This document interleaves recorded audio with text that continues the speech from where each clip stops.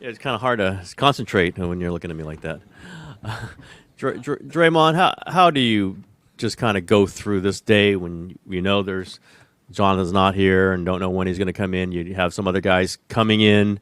Does it feel a little unsettled or does it feel okay? I think, anytime I should take these off. Huh?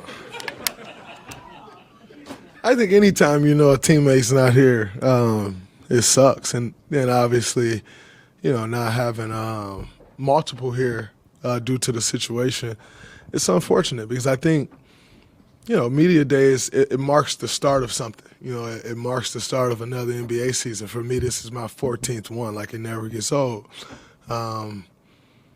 It's kind of that stamp of like, all right, it's about to get real, And so I think everyone deserves the opportunity to feel that, including him. Like he'll look back on this, and I walk in, and you're like, yo, what media day is this for you? And you'll kind of always have that, that little asterisk in your mind of like, oh man, I missed one, And so I think it sucks for all those guys involved. Like I said, including JK. Like you don't get the opportunity to start your thing how you normally start your thing. And saying that, we all understand the situation.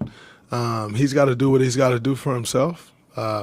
This is a business, and that's where I think you have to always understand. Like, it's unfortunate when the business side get in front of things, but nonetheless, it is a business, and you can't ignore that side of things. And so, hopefully, none of them miss too much time, and they'll be here pretty soon. Hopefully, including him, we want him here. But yeah, I think for anyone involved, like, it doesn't feel good. Like, you want to get in your rhythm and get in your flow and kind of do your thing. And so I feel for all those guys involved, like, including JK. How will this not be a distraction? Well, I don't think anyone's winning a championship in the first few days of practice. It'll be a distraction. We won't have as many guys, and we'll be tired as hell going through practice. That'll be a distraction, and that'll suck because as a vet, you usually can kind of slide to the back like, yo, let them guys go and get a couple more reps. You don't kind of get that privilege. So that will suck. But as far as like it being a distraction, I don't expect this to go on too much longer. But like, you have injuries during the season. You must go on with the guys that you have. You have different situations. People have kids. People do this thing. That thing happens. Family members get sick. You get sick. Like, just different things happen throughout the season, and you must go on. It's no different right now. Draymond, you obviously know Jonathan. You talked to him. Do you think he still wants to be here? I think anyone should want to be in the franchise that they started in. And so do I think he still wants to be here? I do think he still wants to be here. And he said that to me, that he still wants to be here. When you're still with the franchise that drafted you, I don't care what has happened. You don't just throw that in the middle of the ring and say, hey, somebody else go take it, because you never get it back. Once you move on to the next franchise, I'm thankful. I'm going in year 14 with the same. I've never had to experience that, but I've seen people go through it. It's never the same. And I know this business. It will never be the same. So I know he still wants to be here. And I think anyone should still want to be with the franchise that drafted them if you can, because once you leave that place, it's just different. Dre, if you make the all-defensive team this year, it'd be your 10th selection of your career. You'd be one of 6 players in league history to accomplish that feat. What would that milestone mean to you? It means the world to me. That's my motivation, to go and try to make another all-defensive team and join that list. It's an amazing list. All first ballot Hall of Famers, and so to try to put myself in my name in the hat with those guys. Like, anytime you can put your name next to guys like that, you're talking Kobe, Tim, like K. There it is, double R. Like, those names, and I can put my little name next to that, that'd be a dream come true. So that is definitely a motivating factor for me this year for sure.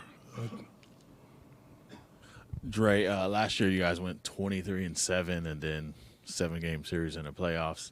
Like in hindsight, how much of a grind was that, and how much did you feel it?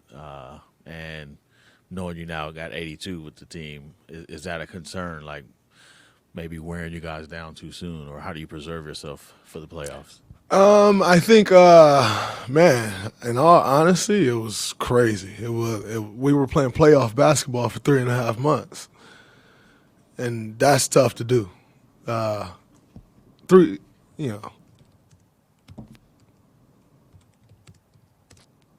Plus the playoff basketball we played.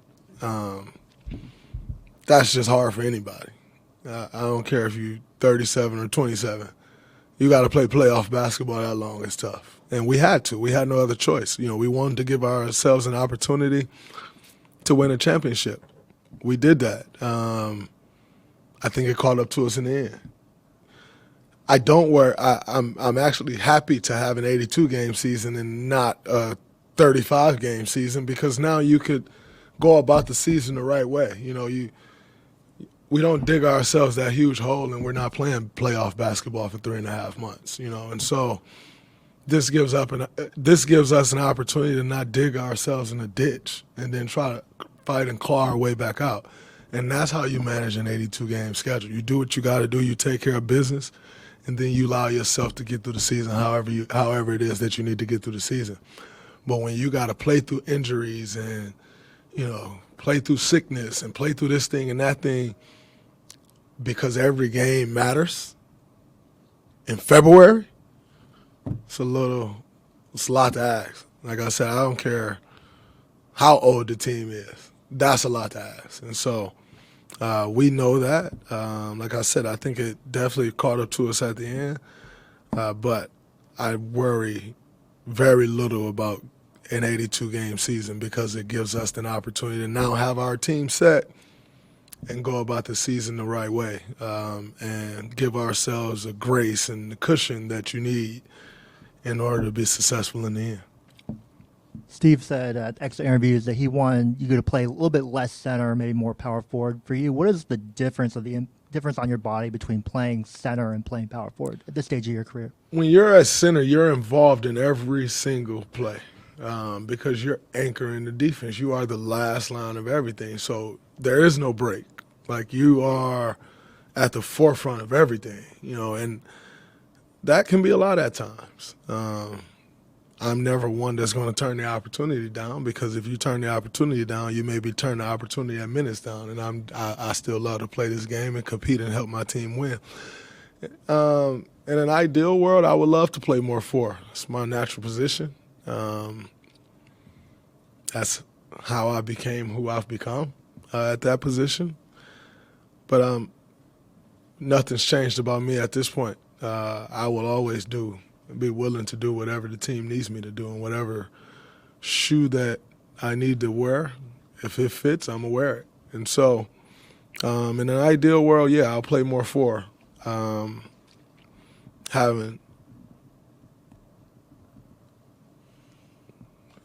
I allowed to say theoretically having Al Horford can help with that. So yeah, it was it's tough, but playing in the NBA is tough, and living everyday life for a lot of people is tough. So I'll take my tough. Draymond, how much have you, Steph, and Jimmy talked about the opportunity in front of you to play together from the start of a season, as opposed to, as you said, last year was kind of on the fly? And sort of related question to that is, what kind of tone Jimmy set with the mini camp, or whatever you want to call it, in San Diego? I think, we're all looking forward to it. Just the opportunity to start the beginning, to have a training camp together. You can implement more things. You can build an identity from the beginning. defensive terminology and all the things that you build starting in training camp, we're able to do that this year. And so we're really looking forward to that opportunity. The mini camp in San Diego was great. Number one, just to be with the guys. Spend some time together. Jimmy was an incredible host. He has the wine cellar of an emperor. It's amazing. But he, and just setting the tone and getting everybody together and what it is that we're setting out to do, and that kind of marks the beginning of it, And so you can always look back to that experience of times get hard on the court, and you can look back to those times of like, man, when we were in San Diego and we were doing this and bonding like that, and you draw from those moments. So it was a huge moment for this team. We had a great time together. We accomplished what we needed to accomplish. Everybody got out healthy. So it was good, really good for us. You said building an identity. How is that identity going to be different, do you think, this year than it was last year? I think last year we were just kind of making it work, doing whatever we needed to do to make it work. This year, you get a chance to see what's best. And I think, I just think that'll take us much further than just finding one thing that works and like, all right, we're just going to do this.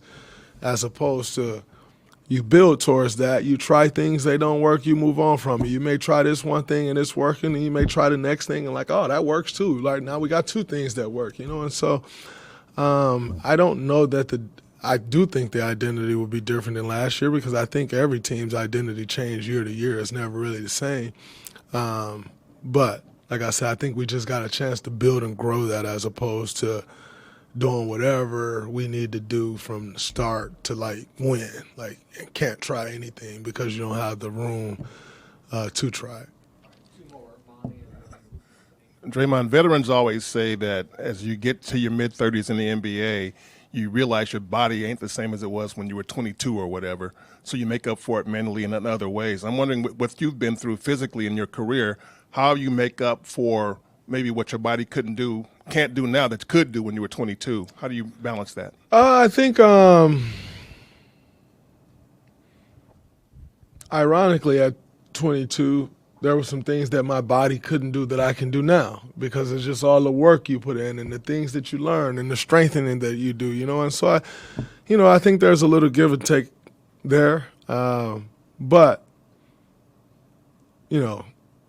I'm always confident that I can win mentally, and that's what you rely more on. And when you realize, oh, man, I can't quite do that thing. But if I'm honest with you, Monty, I don't think I've reached a point to where my body can't do it. Like, I haven't quite had that moment where it's like, my eyes were bigger than my heart or my goals or my legs. Like, I saw it and couldn't quite get there. I haven't really experienced that yet. So I'm gonna knock on some wood right now and hope that it don't come this year. But I feel great. Am I the same person that I was at 27? No, and thank God I'm not. I've learned a lot since 27. So, there's things that change, but, you decrease in one area, you got to grow in another. And I think that's always the constant challenge, and the challenge is what keeps you going and keep you striving to do it again and again and again. I know you said, Jonathan has voiced to you that he wants to be back, but obviously some of the boiling points of these negotiations have, been on trades. Them seeking signing trades, y'all trying to sign him to contracts that seem pretty obvious to potentially use him as a trade piece. How do you view his future here and what he can still be within this franchise, especially knowing, what some of this business that has been going on? We play in a game that is covered by media 24/7, and when you're in something that's covered 24/7, A, it's not always accurate, and B, it doesn't always play out even the way people think it's going to play out. And so what can he still be here? Exactly what he set out to be here, because I know for certain he has the full support of his teammates to be that. And I don't think this franchise or organization would still be doing what they're trying to do if they didn't believe that, And so I I saw Kevon Looney fourth-year option get declined, and he spent 10 years here. So contract negotiations are never pretty. My first contract negotiation, I thought I was about to get a contract, and they told me no, and I had to reach out to another team. And then they showed interest and got the contract done. 2 years ago, I thought it was over. I thought I was out of here. Here I am going into year 14. So, just because a contract negotiation didn't go beautifully does not mean it's the end of the road. And a contract negotiation that went beautifully don't mean it's the beginning. It could be the end. So I take every day for what it's worth in this league. That's what I try to tell my young guys. That's my message to Jonathan. A contract negotiation is a contract negotiation for a reason. It's one side trying to get the better of the other side. And when you're trying to do that, just like in a basketball game, tempers flare, things get heated. Sometimes people get kicked out of the room. Sometimes people walk back in the room. That's just how it goes. And so this isn't the first contract negotiation that's went longer than everybody expected and that went different than the team wanted it to go or much different than the player wanted to go. It ain't the first one, and it's by far the last one. We will see this over and over again in this league because ultimately it's a business and you're trying to put your business in the best position to be successful. And we are individuals that go to when you go to the negotiation table, you don't go to the negotiation table with the team. You go to the negotiation table with your team, by yourself. Meaning you got to try to do what's best for you. And that's what Jonathan is doing, and that's what he deserves to do. You work your tail off to get to the NBA. You earn the right to go negotiate. If he didn't earn the right to go negotiate, they still wouldn't be negotiating with him. And he wouldn't be negotiating with them. So these things happen. You move on from them. He signed a contract, come out and play great. Everybody will forget and move on. That's the world we live in. So, yeah, that's kind of my take on it.